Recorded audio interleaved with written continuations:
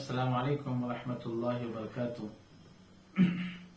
मोहतरम सामईन व नाज़रीन, आपके सामने रसूलुल्लाह सल्लल्लाहु अलैहि वसल्लम की सीरत के सवालात के जवाबात पढ़कर सुनाए जा रहे हैं, और उनमें अगर कुछ तशरीह है या इसी तरीके से कुछ और बातें अगर उसके मुतालिक हैं तो उसको मुख्तसर अंदाज में आपके सामने बयान किया जा रहा है। उम्मीद है कि ये आखिरी वीडियो होगी। अभी 2 दिन हमारे पास बाकी हैं, कल और परसों एग्ज़ाम है, इसलिए आज मैं चाहता हूं कि आज के दिन पूरे सवालात के जवाबात, जो एक हिस्सा मुकम्मल हो चुका है मक्के की ज़िंदगी, अब यहाँ से मदीने की ज़िंदगी के बारे में आपके सामने सवालात आएंगे, उसकी फिर जवाबात आएंगे। इंग्लिश की किताब और उर्दू की किताब में थोड़ा सा फ़र्क ये रह गया, हो सकता है बाद लोग इसमें कंफ्यूज हो जाए या थोड़ा उनको दुश्वारी पेश आए, इसलिए इंग्लिश की किताब में मदीने में इस्लाम की इब्तिदा कब हुई, किस सन में हुई है, पहला सवाल। या उर्दू की किताब में हिजरत मदीना, यानी आप सल्लल्लाहु अलैहि वसल्लम ने मदीना हिजरत किसके हुक्म पर की। यहाँ थोड़ा सा कंफ्यूज है, थोड़ा सा आगे पीछे है, इसलिए हम इंग्लिश की किताब के हिसाब से ही पहला जो 3 सवालात पहले में हैं 17-18, पहला जो सवाल है इसमें मदीने में इस्लाम की इब्तिदा किस सन में हुई, ये पहला सवाल है। और उर्दू में पहला सवाल है आप सल्लल्लाहु अलैहि वसल्लम ने मदीना हिजरत किसके हुक्म पर की। मगर हम ये मुनासिब समझते हैं कि इंग्लिश के हिसाब से ही आपके सवालात के जवाब दिए जाए। तो पहला सवाल देखिए, मदीने में इस्लाम की इब्तिदा। सवाल नंबर 1, मदीने में इस्लाम की इब्तिदा किस सन में हुई। जवाब सन 11 नबवी में हुई, सन 11 नबवी हुई। यानी एक है हिजरी, एक है नबवी। नबवी उसको कहते हैं जब से नबी पाक सल्लल्लाहु अलैहि वसल्लम को नबूवत मिली, उसको नबवी कहते हैं। एक है हिजरी, उसको जैसा कि आज हमारे पास जो चलता हुआ आ रहा है, जो हिजरी जिसे हम कहते हैं वो 1400 साल के ऊपर हो चुका है, तो उसको हिजरी कहते हैं। तो मदीने में इस्लाम की इब्तिदा सन 11 नबवी में हुई। सवाल नंबर 2 है, इस साल कितने लोगों ने मक्का आकर इस्लाम कबूल किया और उनके नाम क्या है। तो उसी साल मदीने में यानी हज का मौका था, अल्लाह के नबी सल्लल्लाहु अलैहि वसल्लम के पास मदीने के लोग आए थे। मदीने के लोग आकर हुजूर सल्लल्लाहु अलैहि वसल्लम ने उनको इस्लाम की दावत दी, तो उसमें बाज लोग इस्लाम कबूल किए, फिर मदीने को गए, मदीने को जाकर वहां पर कोई तफसील है उसकी। तो यहाँ पर जो सवाल है, उस साल कितने लोगों ने मक्का आकर इस्लाम कबूल किया और उनके नाम क्या है। तो सब जवाब देखिए, कबीला खजरज के 6 आदमियों ने मक्का आकर इस्लाम कबूल किया और उनके नाम राफे बिन मालिक, आउन बिन हारिस, उकबा बिन आमिर, जाबिर इब्ने अब्दुल्ला, कुतबा इब्ने आमिर, असअद बिन जुरारा है। ये 6 लोग हैं जिन्होंने सबसे पहले इस्लाम कबूल किया, जो मदीने के रहने वाले थे और कबीले खजरज के रहने वाले थे। सवाल नंबर 3 देखिए आज के हिसाब से, हिजरत मदीना। आप सल्लल्लाहु अलैहि वसल्लम ने मदीना हिजरत किसके हुक्म पर की।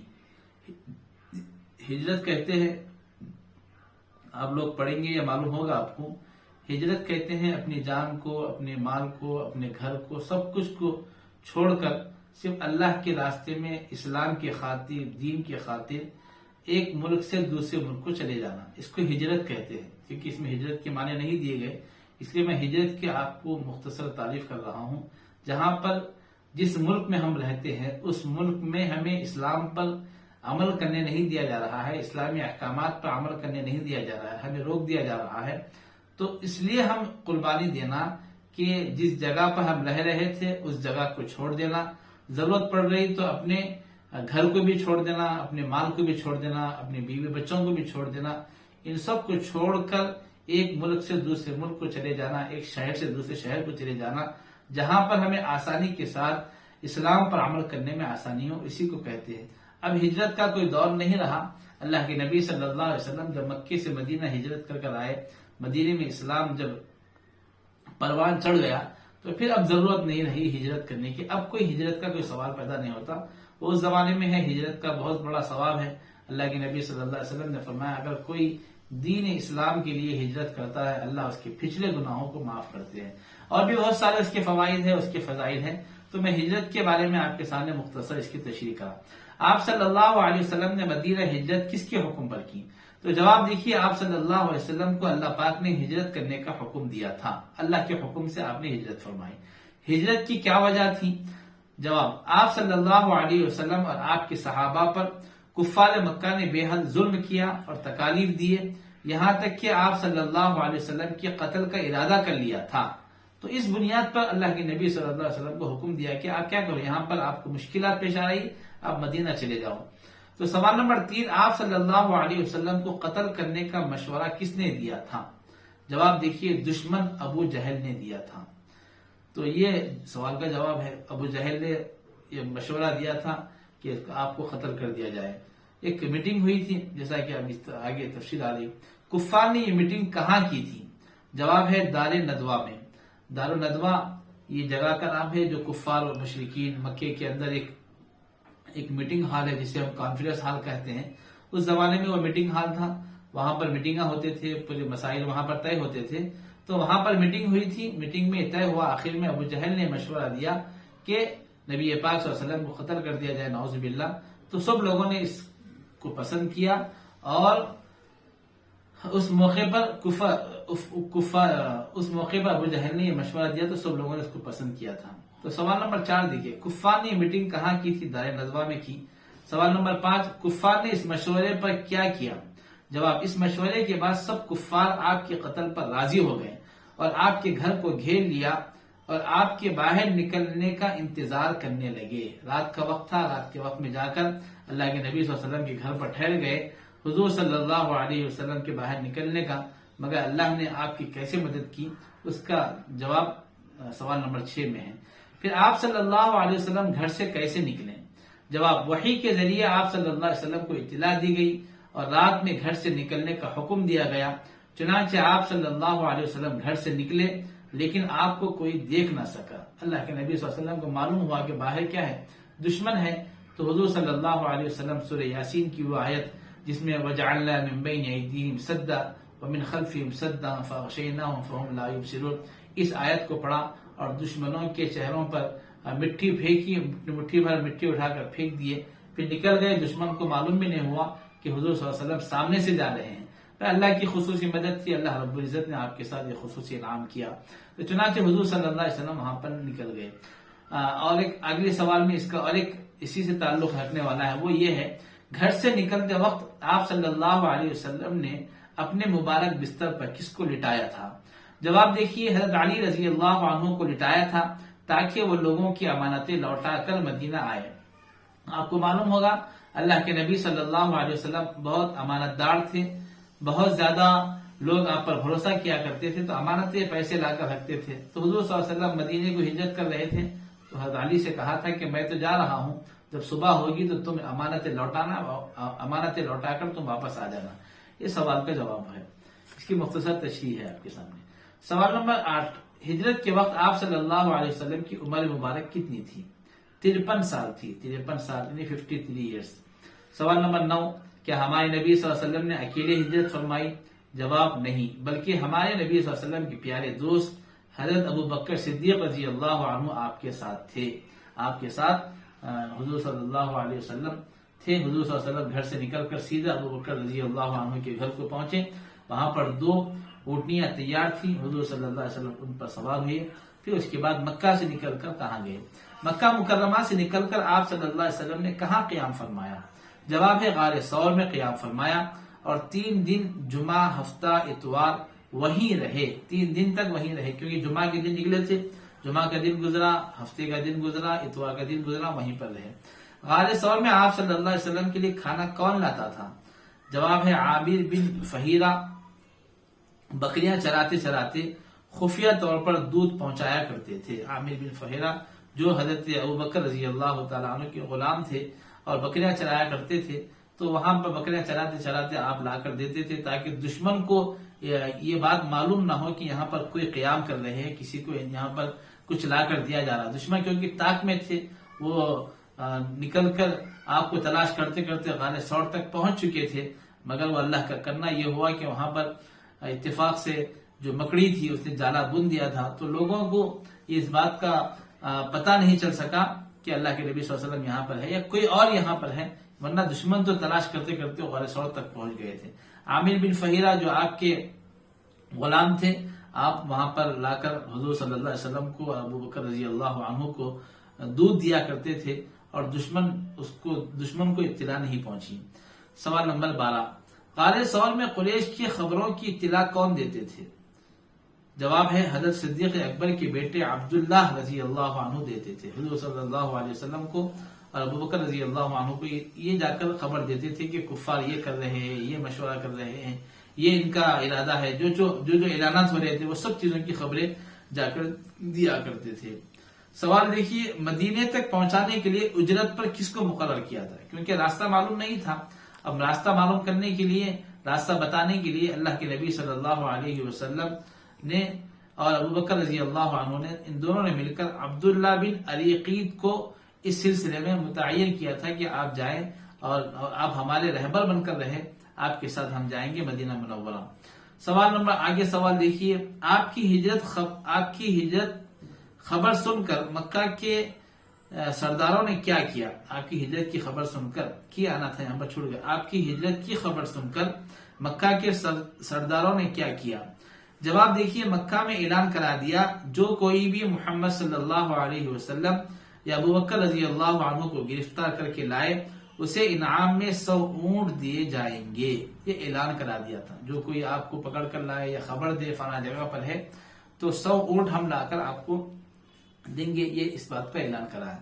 سوال، وہ کون تھا جس نے انعام کی لالچ میں آ کر آپ صلی اللہ علیہ وسلم کو گرفتار کرنے کی کوشش کی تھی؟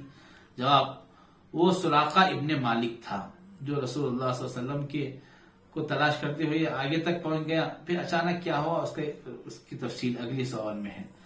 کیا سراقہ نے آپ صلی اللہ علیہ وسلم کو گرفتار کیا؟ جواب، نہیں، ان کا پیچھا کرنے کے باوجود گرفتار نہ کر سکا، کیونکہ اس کا گھوڑا زمین میں دھنس گیا تھا اور وہ خود حضور صلی اللہ علیہ وسلم کے ہاتھوں گرفتار ہو گیا، لیکن آپ صلی اللہ علیہ وسلم نے اس وعدے پر چھوڑ دیا کہ وہ دوسروں کو نہیں بتلائے گا، کیونکہ وہ جیسا جا رہا تھا اللہ کے نبی صلی اللہ علیہ وسلم کو گرفتار کرنے کے لیے گھوڑے کا پیر دھنس گیا۔ حضور صلی اللہ علیہ وسلم سے معافی مانگی، آپ دعا کر دیجئے میرے گھوڑے کا پیر نکل جائے، تو اللہ کے نبی صلی اللہ علیہ وسلم نے دعا فرمائی تو پھر نکل گیا، پھر آگے بڑھا، پھر 2 مرتبہ ایسا ہی ہوا، تیسری مرتبہ میں اس نے یہ طے کر لیا کہ میں اب آگے نہیں بڑھوں گا۔ اللہ کے نبی صلی اللہ علیہ وسلم سے امن چاہی، حضور صلی اللہ علیہ وسلم نے اس کو معاف کیا، پھر اس کے بعد حضور صلی اللہ علیہ وسلم نے اس کو اور خوشخبریاں دی۔ وہ خوشخبریاں جیسا کہ جب ایران یا اسی طریقے سے کوئی اور ملک ہے، وہاں کے بادشاہ کے جو کنگن ہوتے ہیں، اللہ کے نبی صلی اللہ علیہ وسلم نے فرمایا تھا کہ میں تمہارے ہاتھوں میں وہ کنگن دیکھ رہا ہوں، یہ اللہ کے نبی صلی اللہ علیہ وسلم کی پیشن گوئی تھی۔ وہ پیشن گوئی آگے جا کر پوری ہوئی، خیر اس کی تفصیلات الگ ہے۔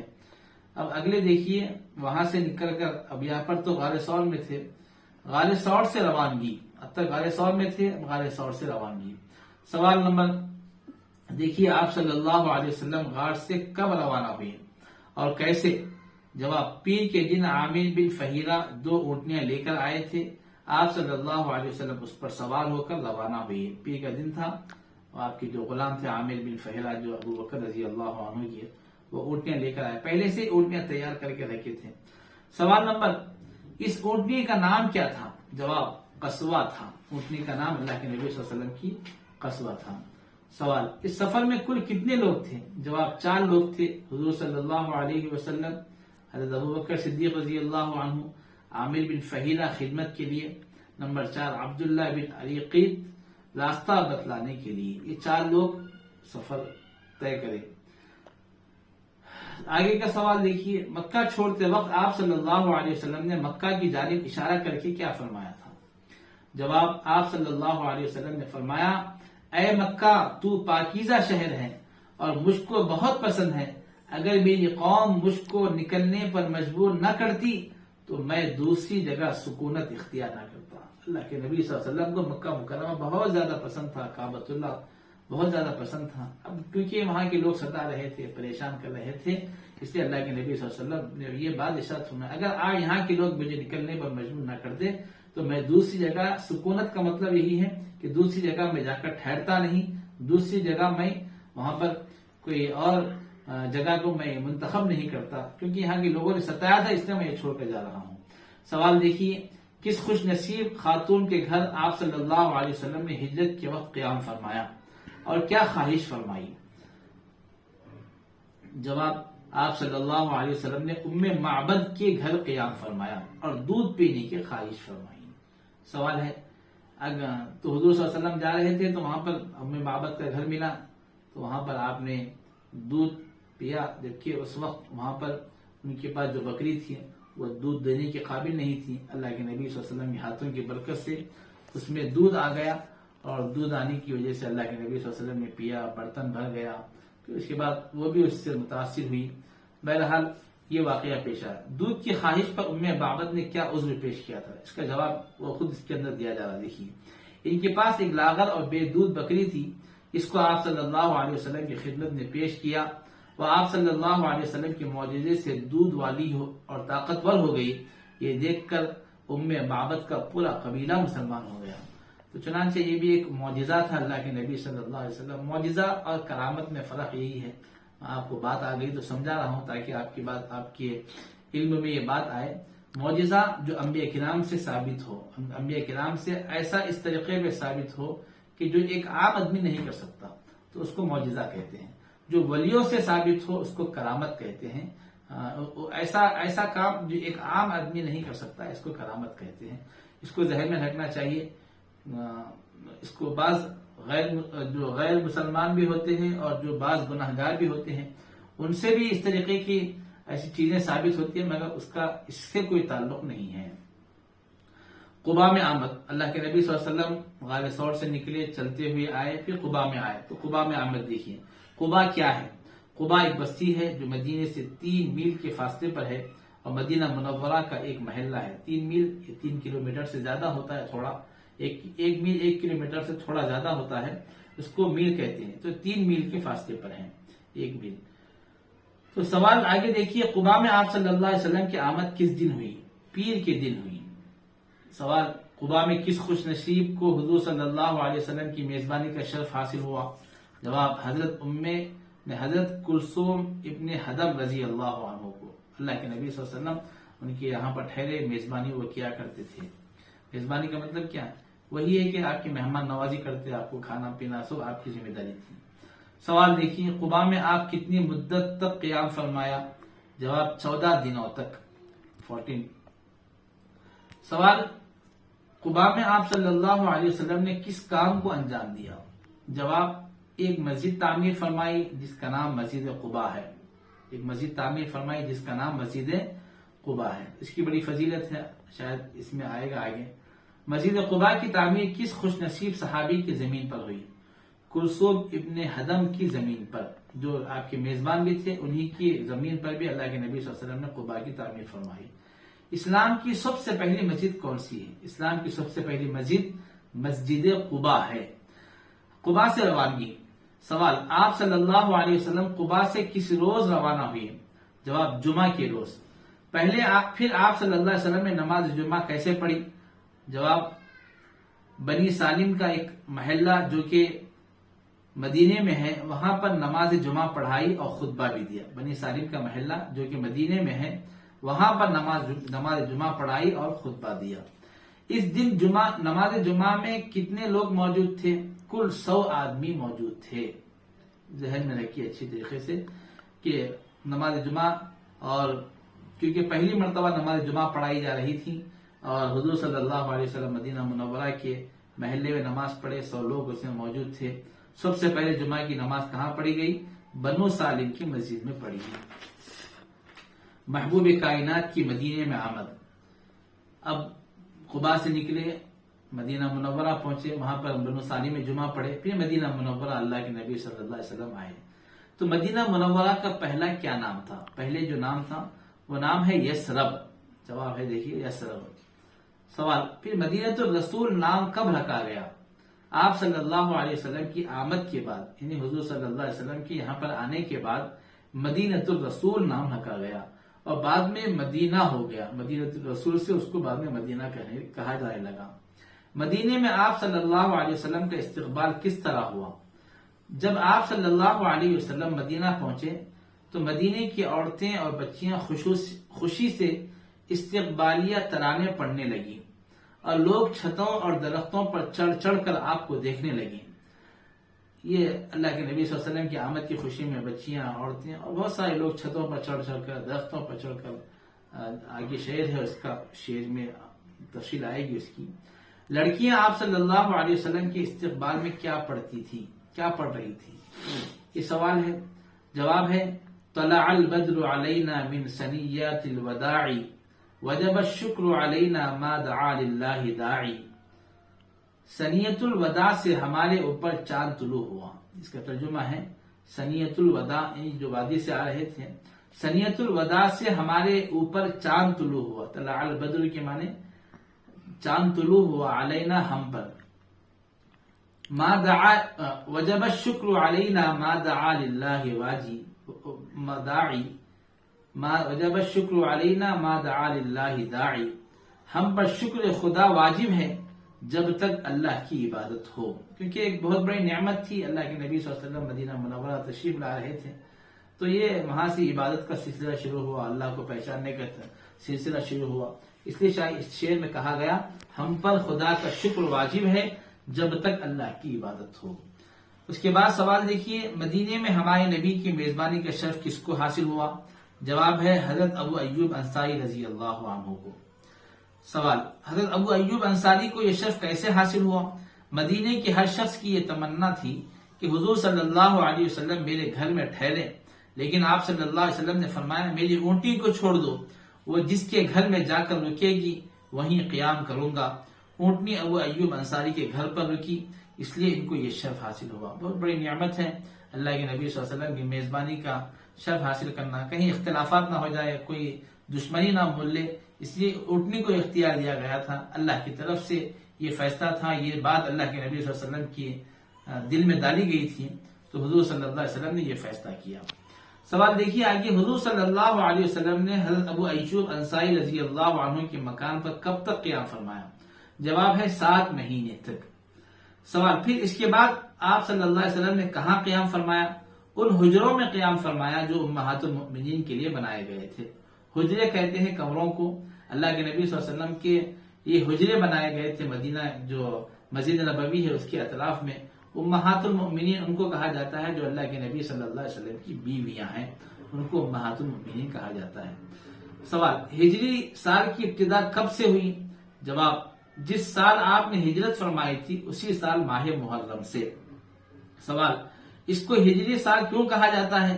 جواب، آپ صلی اللہ علیہ وسلم نے مدینے کی جانب ہجرت فرمائی تھی، اسی کی یاد میں اسے ہجری سال کہا جاتا ہے، جو ہمارے لیے محرم سے شروع ہوتا ہے، نیا سال جسے ہم کہتے ہیں۔ کیا ہجرت کے بعد ہی سے اسے ہجری سال کہا جانے لگا؟ جواب، نہیں، حضرت عمر رضی اللہ عنہ نے صحابہ کے مشورے سے ہجرت کے 17ویں سال سے ہجری سال کا تعین فرمایا، جب سے ہی اسے ہجری سال کہا جانے لگا۔ یہ بھی اچھی طریقے سے ذہن میں رکھیے کہ کب سے شروع ہوا، اس کی تفصیل ہے، لمبا واقعہ ہے۔ یہ ہجرت کی ابتدا، یہ ہجری سال کی ابتدا کب ہوئی، کیوں ہوئی، اس کی ضرورت کیوں پیش آئی، آپ ضرورت پڑی تو بیانات میں سن سکتے۔ سوال، مدینے کی آبادی۔ سوال، ہجرت کے وقت مدینے میں کس کے خاندان رہتے تھے؟ جواب، مشرکین اور یہود کے۔ مشرکین کے قبیلے کون سے تھے؟ جواب ہے اوس اور خزرج۔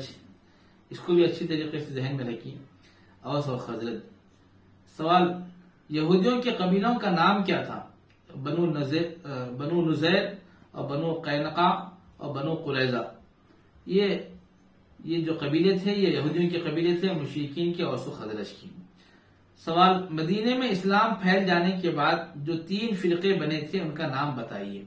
جواب، مسلمان، یہود اور منافق۔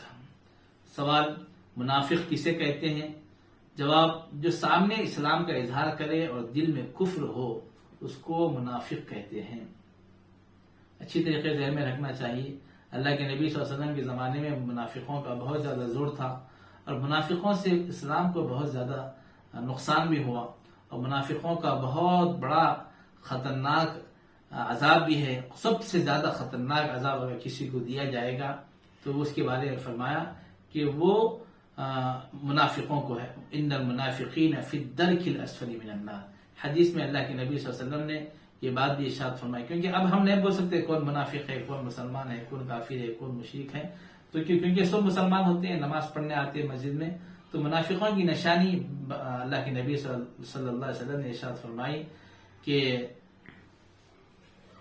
3 چیزوں کے بارے میں فرمایا، من احد کیا ہے، جس کے بارے میں حضور صلی اللہ علیہ وسلم نے فرمایا کہ جو کوئی بات کرے تو جھوٹ بات کرے، اور دوسری بات ارشاد فرمائی وعدہ کرے تو خلاف ورزی کرے، اذا وعدہ اخلف، جب وعدہ کرے تو خلاف ورزی کرے، وَإِذَا اؤْتُمِنَ خَانَ، اور فرمایا جو کوئی امانت رکھے تو خیانت کرے، اذا حدث کذب، جب بات کرے تو جھوٹ بات کرے، اور ایک مختلف احادیث میں اور ایک بات بھی اذا عاہد غدر بھی فرمایا، یعنی جب اپنے جو وعدہ کرے ہو، جو عہد کرے ہو، اس سے بھی ہٹ جائے، یہ بھی منافقوں کی علامت ہے۔ اپنے اندر بھی ہم سوچنا چاہیے، اگر یہ علامت ہمارے اندر پائی جائے تو ہم اس کو دور کریں، اللہ سے معافی مانگے، سچے پکے مسلمان بننے کی کوشش کریں۔ خیر، سوال ان منافقوں کا سردار کون تھا؟ جواب عبداللہ بن ابی ابن سلول تھا، جو منافقوں کا سردار تھا۔ مہاجرین اور انصار کے درمیان بھائی چارگی کا رشتہ۔ سوال دیکھیے، جو صحابہ مدینہ ہجرت کر کے آ گئے تھے انہیں کیا کہا جاتا ہے؟ انہیں مہاجرین کہا جاتا ہے۔ جواب کیا ہے؟ مہاجرین، جو ہجرت کر آئے۔ سوال، انصار کن کو کہا جاتا ہے؟ جواب، جو صحابہ ہجرت کے وقت مدینے میں رہتے تھے انہیں انصار کہا جاتا ہے۔ جو صحابہ مدینے میں رہتے تھے ان کو انصار کہا جاتا ہے۔ مہاجرین اور انصار کے درمیان کون سا رشتہ تھا اور کس نے قائم کیا تھا؟ جواب، ان دونوں کے درمیان بھائی چارگی کا رشتہ تھا جسے پیارے آقا محمد صلی اللہ علیہ وسلم نے قائم کیا تھا۔ بھائی چارہ، کیونکہ مکے سے جو لوگ مسلمان آئے تھے ان کے پاس کوئی ٹھکانہ نہیں تھا، کوئی سہارا نہیں تھا، اپنا گھر بار سب کچھ چھوڑ کر آئے تھے، تو اللہ کے نبی صلی اللہ علیہ وسلم نے بھائی چارہ فرمایا، بھائی تم ان کا ساتھ دو، ان کے کاروبار میں ساتھ دو، ان کے گھر دو۔ وہ بعد میں الحمدللہ اس کا نتیجہ یہ ہوا کہ بہت سارے صحابہ نے، انصار صحابہ نے اتنا آپ کا خیال کیا، بعض لوگوں نے گھر دیا، اپنا مال دیا، کاروبار دیا، اور یہاں تک یہ بھی فرمایا میرے 2 بیویاں ہیں، اگر تم چاہے تو میں ایک کو طلاق دوں اور تم اس سے نکاح کرو۔ اتنی بھائی چارگی، اتنی قربانی ان لوگوں نے دی، اس لیے ان کا مقام مرتبہ یہ بہت زیادہ بلند ہے۔ تو دیکھیے، مہاجرین اور انصار کے درمیان آپ نے یہ رشتہ کیوں قائم کیا تھا؟ جواب، اس لیے کہ جو صحابہ مکے سے مدینہ ہجرت کر کے آئے تھے ان کا کوئی ٹھکانہ اور سہارا نہ تھا، آپ نے بھائی چارگی کا رشتہ قائم کرایا تاکہ وہ ایک دوسرے کی مدد کر سکے اور ایک دوسرے کی پریشانیوں کو دور کر سکے، اس لیے اللہ کے نبی صلی اللہ علیہ وسلم نے یہ رشتہ قائم کرایا تھا۔ آپ صلی اللہ علیہ وسلم نے رشتہ کب اور کہاں قائم کیا؟ جواب، حضرت انس رضی اللہ عنہ کے گھر میں ہجرت کے 5 مہینے کے بعد۔ یہ پھر آخری سوال ہے، آپ صلی اللہ علیہ وسلم نے کتنے صحابہ کے درمیان رشتہ قائم کرایا تھا؟ جواب ہے 45 مہاجرین اور 45 انصار کے درمیان۔ یہ الحمدللہ اللہ کا شکر ہے کہ یہ جتنے سوالات تھے ان سوالات کے جوابات آپ کے سامنے پڑھ کر سنائے گئے۔ اگر اور کوئی آپ کو اگر کوئی اشکال ہے، کوئی بات اگر پوچھنا ہے تو آپ کمنٹ میں کر سکتے ہیں، یا اسی طریقے سے آپ واٹس ایپ کے ذریعے سے بھی میسج کر سکتے ہیں۔ اللہ ہمارے اس پڑھنے کو اور کہنے کو سننے کو عمل کی توفیق عطا فرمائے۔ وآخر دعوانا الحمدللہ رب العالمین۔ السلام علیکم ورحمۃ اللہ وبرکاتہ۔